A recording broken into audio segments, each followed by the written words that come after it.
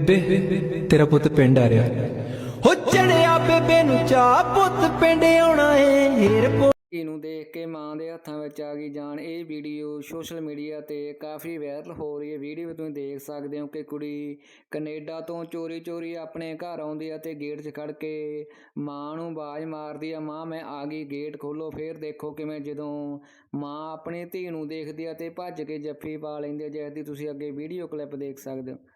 ਸਾਡੇ ਦਿਲ ਤੋਂ ਪੁੱਛ ਸੱਜਣਾ ਅਸੀਂ ਕਿਉਂ ਪਰਦੇਸੀ ਹੋਏ,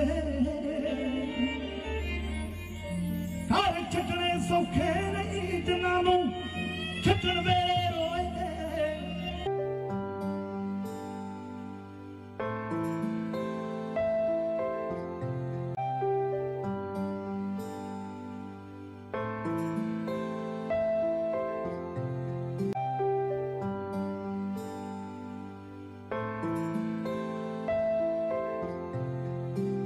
ਸਾਡੇ ਦਿਲ ਤੋਂ ਪੁੱਛ ਸੱਜਣਾ ਅਸੀਂ ਕਿਉਂ ਪਰਦੇਸੀ ਹੋਏ, ਘਰ ਛੱਡਣੇ ਸੌਖੇ ਨਹੀਂ ਜਿਨ੍ਹਾਂ ਨੂੰ ਛੱਡਣ ਵੇਲੇ